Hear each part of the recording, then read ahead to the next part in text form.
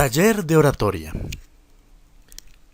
Bienvenidos, chavos, nuevamente a su taller de oratoria. Conmigo el profesor Osvaldo Rodríguez, ya saben. Disculpen un poquito la voz, está un poquito ronca ahorita. Espero que ya calentando vuelva a recuperar mi no tan melodiosa, pero pues agradable voz, ¿verdad? Recordemos un poquito en este nuevo video de la primera lección el objetivo, que es conocer y desarrollar las herramientas propias para expresarse correctamente en diferentes escenarios de la vida, y que al final de este curso sabremos cuáles son los medios por los que resulta más fácil para nosotros, evidentemente, o para uno mismo, expresar lo que se desea y adquirir con ello la posibilidad de influenciar a otros, ¿sale? Para tener una expresión correcta de nuestra persona. Recuerden, este es el taller de oratoria impartido por el profesor Osvaldo Rodríguez, su servidor. Venga. Bien, ya habíamos visto lo que es justamente todo lo que es perder el miedo, que ya quedamos que no se pierde, lo que es la seguridad y lo que es el romper el hielo. ¿Sale? Ahorita lo que vamos a ver es la agilidad mental. ¿Sale? La agilidad mental. La primera cosa que les digo es: hay que leer. Hay que leer, chavos. No puedo hacer más énfasis en eso, pero hay que leer, por favor. ¿Sí? ¿Para qué leer, chavos? ¿Por qué tiene importancia en la vida leer? Número 1, para adquirir cultura. Número 2, para los que quieren ser oradores en forma. Un orador requiere por fuerza tener una cantidad de información impresionante, chavos, para poder responder a todo lo que le venga de sus contrincantes o de su público o de quien sea. Les comparto como experiencia personal. Alguna vez me tocó dar una ponencia con respecto a un tema de ecología, no me acuerdo ahorita de qué. De lo que es el ecosistema, o de qué tipo de ecosistema debería ser originalmente el ecosistema del Valle de México. Porque pues ahorita es una ciudad, ¿no? Y entonces yo les decía, bueno, pues originalmente el Valle de México estaba constituido en su mayoría por un lago, lo cual técnicamente, por la altitud en la que estaba el valle, técnicamente tendría que haber sido un clima o un ecosistema boscoso. Boscoso frío, técnicamente.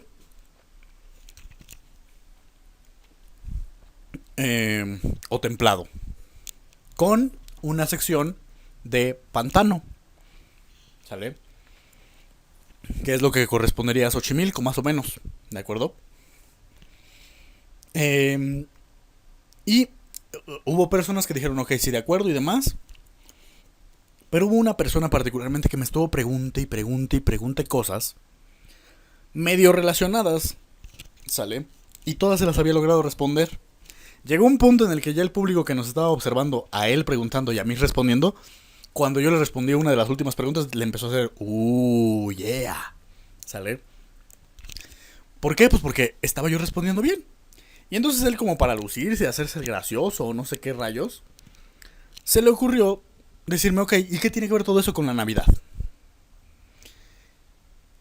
Y yo le respondí, no sé qué tenga que ver con ecología en este momento esa pregunta, pero tiene que ver con la Navidad porque... Y me puse a dar cátedra de historia, ¿no? Con respecto a la cuestión de la dominación española, particularmente en el territorio del Valle de México, y que debido a la absorción cultural que sufrimos, pues terminamos asimilando una fiesta como la Navidad, ¿sale?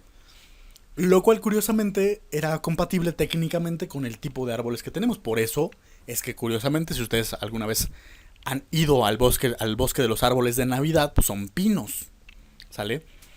Que curiosamente eran árboles tradicionalmente usados para celebrar las Navidades en Europa, ¿de acuerdo?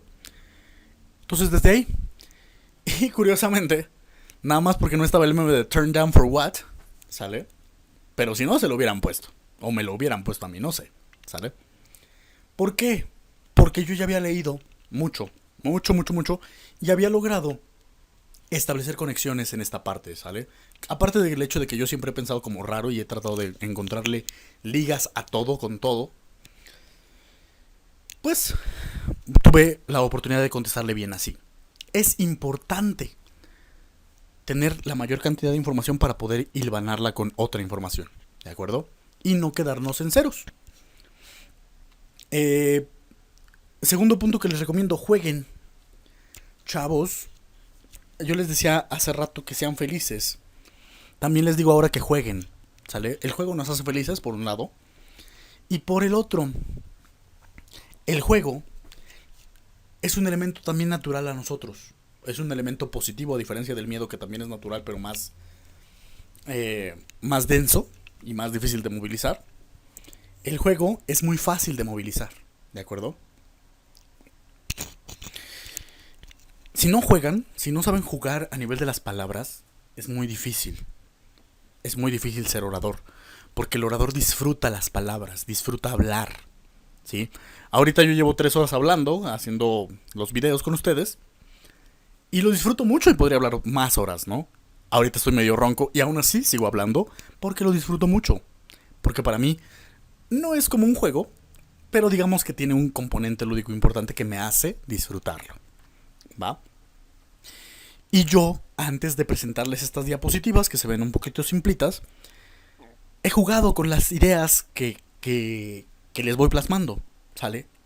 Juego con las nociones de cómo explicárselos y cómo hacerme entender por ustedes, ¿sale? Y me los imagino desde las cosas más absurdas hasta las cosas más serias, ¿sí? Me los imagino viendo estos videos en su celular, completamente entamalados en sus camitas, a punto de dormir, ¿sí? Y entonces, ¿cómo hago que ustedes me lo entiendan con esa disposición tan baja a entenderlo, ¿no? O a querer verlo. Me los imagino totalmente serios en algún lugar específico de su casa o de algún lugar privado, donde puedan ponerle completa atención, incluso gente tomando notas en sus cuadernos, ¿sí? ¿Cómo también hablo con esas personas?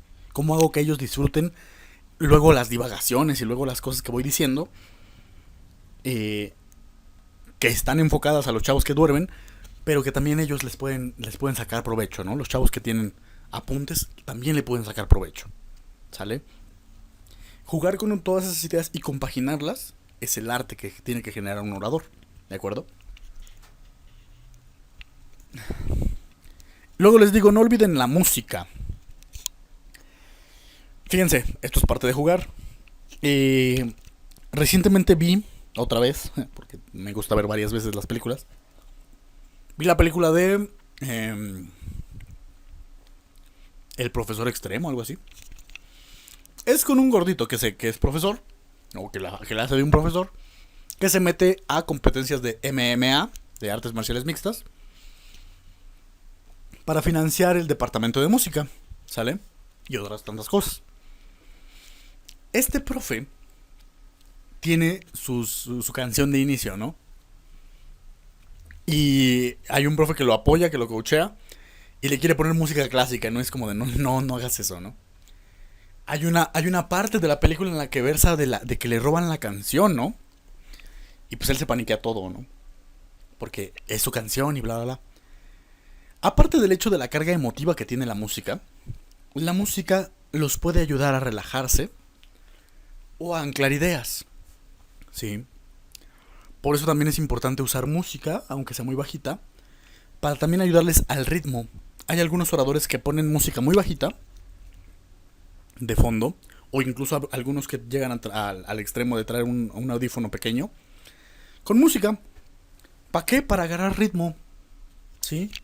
Para decir las cosas tranquilamente y ligadas con la música. Hay gente que lo liga tanto a la música que es como una coreografía. Vas diciendo esto en esta estrofa o en esta intervención de este instrumento. Aquí haces énfasis, aquí bajas, aquí te paras, aquí... ¿Sale? La música también ayuda para el ritmo, la relajación, la concentración y la memoria. Es mucho más sencillo recordar su discurso, si es muy largo, si tienen música. ¿De acuerdo? Música clásica o música sin letra de fondo. Y con escucharla 5 minutos antes de presentarse, su memoria se reactiva, ¿da? Y finalmente acertijos para la habilidad mental, o para la agilidad mental, perdón. Resolver acertijos es buenísimo, ¿por qué? Porque tiene que ver mucho con lo que les decía en un principio. Hilvanar ideas, integrar información, ¿sale? Y tiene que ver con, por ejemplo, la capacidad de adaptarse a los fallos. Imagínense que ya van súper preparados con su discurso y demás, y se les olvida. ¿Qué hacen? Ni modo que se queden ahí parados, congelados, así como de... No, no pueden hacer eso, no es correcto, no es adecuado y no habla bien de ustedes como profesionales de la oratoria. No, tienen que improvisar.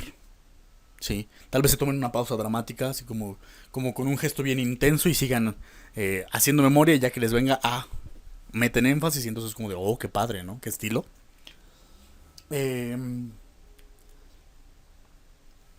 No sé, tal vez puedan, ¿cómo se dice? Por ejemplo, hilvanarlo con otra idea, ¿no? Así de repente se les va, pero les suena una idea así como de tiene que ver con esto y esto lo ligo con esto y con esto y con esto, y entonces llego a la idea que debía ser, ¿no? Perfecto, también. Y eso se los va a los acertijos, que en los acertijos hacen uso mucho del pensamiento lateral y del pensamiento fuera de la caja. Esa también es la idea del orador, que piense fuera de la caja, ¿de acuerdo? Para alcanzar una meta diferente y una presentación diferente, ¿va? Seguimos. Fluidez de ideas. La fluidez de ideas es importantísima. Y vuelvo, se requiere leer, ¿de acuerdo? Esto ya tiene más que ver con la creación de tu texto o con la creación del discurso base, ¿de acuerdo? De la idea principal que vas a abordar. ¿Por qué? Hay que leer, chavos. Fíjense. Franco Escamilla tiene un chiste por ahí de Crepúsculo, ¿sí? Que pues es una saga bien tonta, ¿no? Que a él no le gustó. Pero él se leyó los 3 libros porque tenían que quitarse la curiosidad, dice. Básicamente, y por otra cuestión que no voy a mencionar aquí. Pero pues él tenía que quitarse esa idea, ¿no? Y entonces lee los 3 libros. Una vez leyendo los 3 libros, él puede, con todas las de la ley, como quien dice, criticar y alegar lo que sea con respecto al gusto o disgusto que le provoca la saga, porque ya la conoce, porque ya lo sabe. ¿Sí? ¿Cuántas veces les ha pasado que hay gente a su alrededor que de repente opina o critica sin saber bien a bien de lo que está hablando? ¿Sí? Para eso es leer. Leer engloba en este caso informarse, tener la información veraz o verídica y amplia de un tema. ¿Sí? Yo tengo algunos estudios de género, lo cual me hace ceñirme un tanto a la ideología feminista. También he tenido que leer textos de ideología feminista. Hay cosas con las que no concuerdo, hay cosas con las que sí, ¿sale? Pero no puedo opinar de los textos que no he leído. Solamente opino de los que he leído, ¿de acuerdo? ¿Por qué? Porque a final de cuentas, si no lo conozco, voy a cometer una estupidez si me atrevo a opinar de lo que no sé, ¿de acuerdo? Que se vale siendo orador. Si me cuestionan de algo que no sé, se vale decir, no lo sé, ¿sale? Pero de lo que puedo extraer, de lo que puedo comprender, de lo que medio sé o medio ubico, puedo decir esto. Y se acabó, ¿sale? Sí, probablemente pierdas el debate por una cuestión de desconocimiento, pero tampoco es tan grave, vuelvo. No satanizar el error, ¿va? La fluidez de ideas también se va apoyada por algo que le llamamos brainstorm o tormenta de ideas, ¿sí? Muchas veces cuando yo diseño una clase, un taller, una conferencia, primero tengo lluvia de ideas de qué quiero hablar, ¿sale? Y puedo hablar de miles de cosas. Cosas trascendentes, cosas intrascendentes, cosas personales, cosas muy públicas, cosas de lo que sea, pero cosas. Una vez que elijo el tema, puedo hacer brainstorm otra vez de cómo voy a hablarlo, o de qué o cómo voy a empezar, de qué voy a hablar, de cómo lo voy a abordar, desde qué óptica, desde qué perspectiva, desde qué autores, etcétera, etcétera. Y esa brainstorm va a empezar a darme contenido y orden hasta cierto punto de lo que voy a decir. Una vez teniendo el orden, mis ideas fluyen. Punto. ¿Va? Seguimos. Preparación, chavos. Recordarán esta parte de la anticipación. ¿Sí? Es importante para que podamos tenerle cabida a todo aquello que pueda presentársenos en nuestro ejercicio como oradores, ¿sale? Y hay que tener cuidado con pues, esa parte. Les decía, por ejemplo, de la chica borracha de mi maestro. Él tuvo una preparación previa que le permitía saber o considerar que pudiera haber en ese contexto gente alcoholizada que iba a interferir con su trabajo de ser comediante. Y entonces él se prepara de diferentes maneras, ¿sale? Para poder contestarle a todos ellos. Y para no perder el control de sí y del escenario y de todo lo que ocurre. Y finalmente, mezclar. Hay que mezclar ideas, chavos. Curiosamente, hablando de las técnicas de comedia, hay algunas técnicas de anclaje al cuerpo, ¿no? O sea, tú sabes que si levantas una mano, vas a tener que decir ese chiste. Si te mueves hacia la izquierda en el escenario, tienes que decir este otro chiste. Si te agachas, es este otro chiste o aspaviento o lo que sea. ¿Sí? Hay técnicas de anclaje al cuerpo. Pero mezclando, también puedes cambiar el orden de los factores y probablemente no te altere el producto, o tal vez sí, pero eso es una exploración que tienes que hacer. Sí. Que por eso les mencionaba hace rato el chico de las preguntas varias, que me termina preguntando qué tiene que ver todo eso con la Navidad. Si yo no hubiera hecho el ejercicio de mezclar antes de, no hubiera podido responderle. Y sin embargo lo hice. Y le puedo responder. ¿De acuerdo? Es importante tenerlo presente. Pues eso, es importante tenerlo presente y, bueno, pues saber que las ideas también se tienen que dejar fluir. Por eso también se ligan con el punto del perder el miedo. Si no pierdes el miedo, tu mente empieza a saturarse del miedo y no deja que las ideas fluyan. Y bueno, pues eso termina siendo contraproducente de varios niveles y maneras importantes. ¿De acuerdo? ¿Qué más? Creo que ya. En cuanto a este rubro, creo que ya es todo. Porque a final de cuentas, la fluidez de ideas es eso, permitir que naturalmente fluya. Porque las ideas fluyen solas, de hecho. De hecho, inténtenlo. Pónganse un día en un lugar sin tele, sin libros, sin distractores. Y lo primero que van a empezar a pensar es cómo me desaburro. Eso ya es una idea. Y si encuentran algo con que desaburrirse, van a empezar a utilizar su imaginación. Van a empezar a dejar fluir. Que de hecho le pasa mucho a los niños, ¿eh? No más que los niños discriminan más hábilmente los distractores y se centran en sus propias ideas. Por eso puedes ver a un niño que le entregas, no sé, un compás, aunque no tenga punta, y lo va a convertir en carrito, en nave espacial, en un ninja guerrero, en una resortera, o sea, miles de cosas. En una hora va a encontrar muchas cosas, muchas maneras de cómo jugarlo, ¿sí? Porque sus ideas fluyen. Eso también es importante para nosotros como oradores, ¿va? Seguimos. Improvisación dinámica. Hijo de mi vida, es un tema precioso la improvisación dinámica. Bueno, la improvisación en general. Primero, nútrete de ideas. O sea, lee. No puedo hacer más énfasis en lee. ¿Sale? Nútrete de ideas. ¿Por qué? Porque si no, no puedes improvisar, no puedes adaptarte. ¿Sale? Justamente la incapacidad de adaptarse de las cosas o de las personas deviene o proviene de la incapacidad de aceptar la incertidumbre que provoca ese cambio o esa adaptación. ¿Sí? Por eso uno de los grandes miedos de la humanidad es la muerte. Porque no sabemos qué sigue después de la muerte. ¿Qué pasa ahí? ¿Sale? ¿Cómo se siente? No sabemos. A ciencia cierta no lo sabemos. Por eso nos da miedo. ¿Sí? En cambio, si nos dijeran, pues después de la muerte, fíjate que pasas a otro lugar, que es como una oficina burocrática, ¿no? Y hay una fila inmensa para quién sabe hacer qué. Pues entonces nosotros improvisaremos y sabremos, bueno, pues voy a la fila, me voy con un libro leído para poder, no sé, meditar al respecto de ese libro mientras estoy esperando, ¿no? Por ejemplo. Entonces ya improvisaste. ¿Sí? Y nótese que ese ejemplo lo acabo de improvisar, curiosamente. Nútrete de ideas. 2. Interactúa. es más fácil generar una improvisación cuando estás en compañía de otro alguien, ¿sabes? Porque ese otro alguien te va a ayudar. Aunque no quiera ayudarte, te va a ayudar. Hay en teatro un ejercicio que llamamos el sí mágico, que es un ejercicio de improvisación.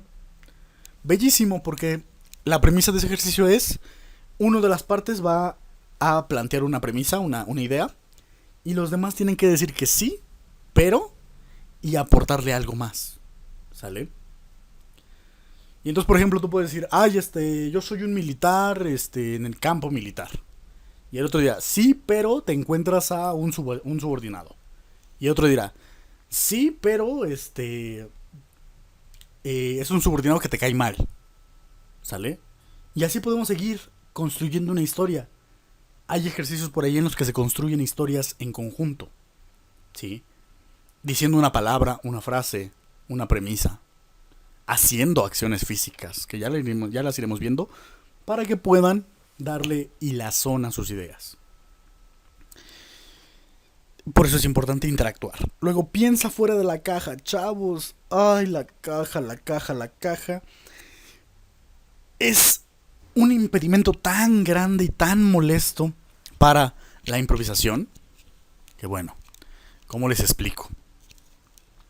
Pensar fuera de la caja les permitirá no contenerse o no limitarse en sus contenidos y en sus alcances. O al menos no limitarse tanto, ¿sí? Y también les permitirá que lo que sí dominan, lo que ya tienen, se pueda extender, se pueda ampliar para darle cabida a otras cosas más, ¿sale? Eso es pensar fuera de la caja. Pensar fuera de la caja no es tanto como de ser original, auténtico y diferente a los demás. Pensar fuera de la caja tiene más que ver en este sentido con pensar en ustedes, porque su caja es un elemento social. Es aquello que les dice socialmente, no puedes, no sabes, no tienes, te vas a equivocar, ¿sí? La vas a regar, no te va a servir de nada, etcétera, etcétera. Con respecto a la oratoria, pensar fuera de la caja es pensar en ustedes y decir, a ver, tal vez no me funcione, pero me gusta y lo voy a hacer. Tal vez me funciona, me gusta y lo voy a hacer, ¿sale? Pero depende de mí, y eso es pensar fuera de la caja. Tratar como de centrarse en uno, porque uno no es una caja, ¿vale? Y finalmente, para la improvisación dinámica, di que sí, ¿sale? La mejor postura para evitar un conflicto con una persona que quiere conflictuarse es decirle que sí. Y lo comprobamos desde las cosas más horrendas y muy propias de México, que es, por ejemplo, los asaltos a mano armada. ¿Sí? En un asalto a mano armada, tienes a un fulano apuntándote con un arma que te pide tu dinero, tu celular y tus joyas, ¿no? Si tú dices que no, estás altamente expuesto a ser plomeado. Si tú dices que sí, también. Pero por lo menos la probabilidad disminuye un poco por el hecho de que dice, bueno, pues ya no tengo nada que hacer con él, me puedo ir perfectamente y me ahorro una bala, porque ya me dio lo que necesitaba, ¿sale? Eso ayuda en ese tipo de situaciones, sobre todo en las desesperadas, ayuda a pues hacer que fluya de una manera más controlada, ¿sale? Curioso, si pudieran decirle sí pero al asaltante, tal vez podrían incluso no perder sus cosas y hacer que el asaltante termine haciendo otra cosa. Pero eso ya es como más aparte, ¿va? Esos son los como puntos básicos de la interacción, la improvisación, perdón, dinámica. ¿Ya? Seguimos a el sentido del humor. En cuanto al sentido del humor, es muy bueno. Yo como psicólogo lo ocupo bastante porque tiene un elemento lúdico que, como les dije, es afín a todo ser humano y entonces todo mundo lo entiende. Tal vez no todo el mundo entienda el humor, mi sentido del humor, pero todo el mundo entiende lo que es el humor. Y entonces lo ocupo bastante para apoyarme en dar explicaciones, en hacer puntualizaciones, en hacer ejemplos, etcétera, etcétera, para ayudar a mis pacientes. Y también en cuanto al sentido del humor, entre más positivo sea, entre más dinámico sea este sentido del humor, más adaptativo se vuelve y entonces nos permite improvisar mejor, nos permite desarrollarnos en el escenario mejor, vamos más fluidos, vamos más tranquilos, vamos más en control de nosotros mismos. ¿Sale? Porque el humor también le quita peso y poder a las situaciones o cosas negativas que nos pueden ir pasando. ¿De acuerdo? Venga, seguimos. Sentido del humor tiene que ver con relajarse. ¿Sale? Uno, si no está bien relajado, cuesta trabajo que uno se ría. Y véanlo, piénsenlo, o sea, no sé si a ustedes les gustan los videos de fails o de cosas como ay caramba y esas cosas que salían por ahí. O incluso vean en Facebook, de repente seguramente se encontrarán a gente que se resbala, se cae, se pega o algo. Y les da risa porque mayormente están relajados viendo su teléfono. Sí. Diferente a que, por ejemplo, imagínense que ustedes se pelean bien duro con su novia les dice, pues ya quiero terminar contigo, sale bye. Termina con ustedes curiosamente en unas canchas de un parque público, unas canchas de básquet. Y se empieza a ir a lo lejos, ¿no? Y uno así como debatiéndose entre la persigo, me quedo aquí, ¿qué hago? Y de repente volteas a verle y como ella traía tacones y no está acostumbrada a andar en tacones, pisa una de las partes recién pintadas de la cancha, se resbala y se ve como camina un poquito como pollo espinado, porque pues pierde el equilibrio, ¿no? Y se ve bien chistosa. Ahorita probablemente alguno que escuchó esto tal vez le dio como risa, logró sonreír un poquito, porque está relajado, ¿sí? En ese momento probablemente no te dé risa, ¿sí? Probablemente te sientas miedo, tal vez te preocupes por tu no sabemos si ex o no, porque quién sabe. Pero no estarás relajado y por ende no te vas a reír. También por el hecho de que si ya la viste enojada, sabes que no te tienes que reír, entonces te vas a aguantar si es que te va a dar risa, ¿no? Pero ahí está el sentido del humor. Segundo, respira. Si ustedes se fueran a un libro de medicina o fueran a consultar con un médico cómo es fisiológicamente reír, el proceso se oye hasta doloroso, ¿eh? Se oye hasta doloroso. El reír. Pero curiosamente algo que te hacen énfasis es que tienes que respirar. Sí. ¿Por qué? Pues recuerden ustedes, tal vez les haya pasado de alguna vez que se hayan atacado de la risa, pero durísimo. Durísimo y durante un buen tiempo. O incluso verlo, ¿no? Personas que de repente se están riendo así como a mandíbula batiente y de repente ya no se oye nada. Así como de... Sí. Hacen este como jadeo extraño, como pulgoso, no sé. Porque la tensión de sus músculos es mucha y entonces están haciendo que el aire fluya así como indiscriminadamente sin emitir sonido. O un sonido claro. Y para eso necesitas aire. Porque si no te empiezas a ahogar. Y por eso hay gente que después de reírse mucho empieza a toser. Porque también como que falta aire. Y hay tensión por ahí. ¿Va? Aguas. Luego, el sentido del humor es algo simple, es algo muy sencillo, pero que tiene un gran impacto, un gran peso. Hay que saber entender ese impacto y ese peso para poder darle la posibilidad a la persona de impactar, justamente. O de ser impactado también. Desde las cosas simples, ¿sale? Por ahí en el stand-up, luego hacen mucho énfasis en cuanto a la jiribilla. ¿Qué es esto? El embrollo que hace que la situación cómica sea desesperada y por tanto de más risa. ¿Sabes? Por ejemplo, no sé si ustedes vieron el capítulo de un capítulo alguno de Mr. Bean. Mr. Bean daba risa por una comedia de enredos física, que siempre era con algo muy sencillo, ¿sí? Por ahí hay uno que pasan mucho de cuando él va a conocer a la reina de Inglaterra. Y él por quererse ver elegante, porque ve que todos traen moño y él no, un moño de corbata. Y él no, él empieza a querérselo robar a alguien y se pelea, se cae, se revuelca, se bla bla bla. Y total que termina sin el moño y termina todo desaliñado. Es como de... sí. Eso es algo muy simple. O sea, a final de cuentas vean en qué tiempo me lo expliqué. Y es un programa de casi 20 minutos. Esa simple trama. Sí. O sea, el humor es algo simple. De hecho, en el stand-up se maneja eh, como premisa remate. Es la relación entre la premisa y el remate. La premisa es la idea principal o la idea básica que quieres exponer. El remate es donde rompes el contexto para generar risa. ¿Sí? Es como los chistes. Está el chiste de humor negro de por qué se cayó el niño del columpio. Porque no tenía brazos. ¿Sale? Hay gente que le va a dar risa porque a final de cuentas es gente con un humor más negro, más oscurón. Hay gente que no, que le va a parecer ofensivo y demás. Ya les hablé de eso con respecto a las opiniones. Pero vean, la premisa es algo simple, ¿sí? Probablemente con esa pausa que tomé de por qué el niño se cayó del columpio, ustedes pensaron alguien lo empujó, se estaba roto, se hizo muy fuerte la columpiada y entonces pues, se cayó, muchas cosas, ¿sí? Que también son simples, pero también yo agarré una más simple todavía que no se esperaban. Porque también es una cosa que pudieron no haber considerado. Y es desde ahí también está el humor. ¿De acuerdo? Que es justamente algo que con esto terminamos. En cuanto al sentido del humor, es sorpresivo. ¿Sale? Te sorprende de alguna manera. ¿Sí?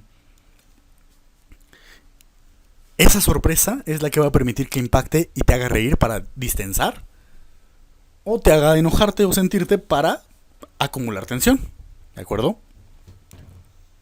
Yo por ahí tengo, como estando pero, tengo un chiste que dice, la gente espera mucho de ti, esperan mucho de uno, esperan que tengamos casa, carro, perro, hijos, gatos no, porque es de gente sola. Ahí ya rompí el contexto, ¿sale? Sorprendí en esta parte de, sobre todo, no por lo de los gatos, sino por lo de no por lo de los gatos, sino porque los gatos son de gente sola, ¿no? Sí.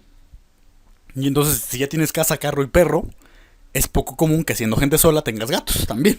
O más bien dicho, siendo gente sola tengas todo lo demás y más aún tengas gatos. De ahí. Entonces, por eso rompe el contexto. No es un chiste tan genial, pero a final de cuentas, vean cómo iba yo mencionando puras simplezas, puras cosas sencillas. ¿De acuerdo? Algo así podemos hacer también para introducirlo en la parte de la oratoria. Se puede y se vale porque el humor es un lubricante social. Y tenemos finalmente el ingenio, chavos. El ingenio, de entrada no es una hacienda, por aquellos que hayan tomado muy en serio la parte de lo gracioso. A las haciendas, sobre todo azucareras, les llamaban ingenios. Relájense, no estoy hablando de esas. El ingenio tiene que ver con lo que les decía hace rato de ligar información, ¿sale? Ahorita les ligué esta información. ¿Cuántos de ustedes sabían que a los ingenios, a las haciendas azucareras, les llamaban ingenios? ¿Sale? Eso es porque hay información que ligar. Número 1. Número 2. Te permite descubrir formas nuevas. ¿Sí? Hay por ahí juegos de palabras. Un poquito vulgares, un poquito albureros y un poquito raros. Que tienen que ver con el ingenio mexicano. La forma en que nosotros observamos las cosas de formas distintas. Y las verbalizamos, por ende, de formas distintas, haciendo que tengan diferentes sentidos a pesar de que utilicemos las mismas palabras. ¿Sí? Entonces, eso también es otra cosa importante de cómo nosotros vamos a estructurar nuestro discurso. ¿Sí? El ingenio requiere de originalidad. Esto es bastante complicado de lograr. Sobre todo porque la originalidad tiene que ver con lo que les decía de generar su propia voz. ¿Sale? Yo ahorita se los estoy diciendo todo esto de una manera y con un estilo particular que puede parecerse al de alguien más, pero a final de cuentas esta es mi voz. Porque a mí me tomó un rato generar todo este elemento. Entonces, es importante que ustedes también vayan explorando quiénes son ustedes para generar su propia originalidad, ¿de acuerdo? Y finalmente, chavos, está la cuestión del estilo. El estilo tiene que ver también con nuestra propia voz y cómo lo volvemos ingenioso, ¿sale? Si ustedes van a otro curso de oratoria y les explican estos mismos elementos con la misma presentación, probablemente la persona discrepe o varíe mucho de lo que yo les estoy diciendo. Mucho. ¿Por qué? Porque tiene un estilo propio. ¿Sale? Que le va a llevar a explicar lo que ya les expliqué, incluso con la misma presentación, de una manera diferente a la que yo lo hago. Y eso no tiene nada que ver con que esté bien o que esté mal. Tiene que ver en cómo asimilamos la información y cómo la presentamos para darnos a entender. Nada más. No es ninguna otra cosa más allá de eso. Y es importante también darle cabida a todo ello en nosotros, porque nos va a dar la capacidad de adaptarnos cada vez. Podemos adaptar nuestro estilo, podemos dosificar nuestra originalidad para que pueda ser adaptable lo que decimos y hacemos con los contextos de otros. ¿Vamos bien? ¿Vamos tranquilos? ¿Todo bien? Eso espero. Muy bien. Pues esto, chavos, son nuestras herramientas básicas que vamos a tener que manejar sí o sí para poder ejecutar, hacer, realizar, llevar a cabo un ejercicio de oratoria. ¿Sale? Y con esto, técnicamente se da por concluida la primera lección. Ya que para la siguiente estaremos observando, estaremos estudiando lo que serían las técnicas ya en forma de la oratoria. Esas técnicas pues, nos van a dar la pauta de cómo ejecutarlo ya estructuralmente. Ahorita esto es nada más cómo darle como contenido a nuestra oratoria particular, cómo darle, pues sí, esencia, y ya posteriormente revisaremos la forma para dirigir esa esencia en una modalidad específica y darnos la oportunidad así de tener pues nuestro propio estilo, nuestra propia forma,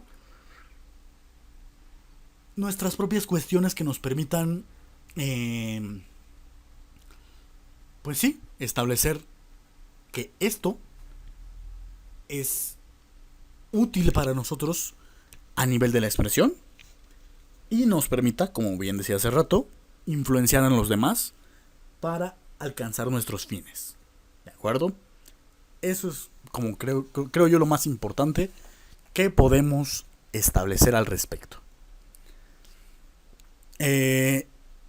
Y ya en la segunda parte, en la segunda unidad, estaremos hablando de técnicas y de modalidades varias de cómo ejecutarlo, ¿no?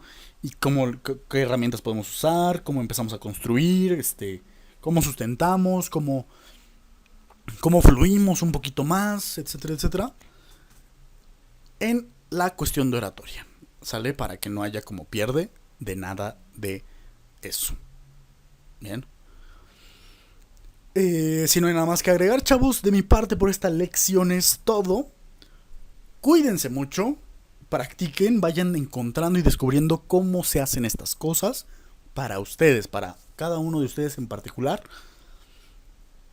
Y permítanse, dense permiso de equivocarse. Se vale. Porque entonces sabrán de carne propia o en primera mano qué sí se puede, qué no se puede y cómo se puede. ¿De acuerdo?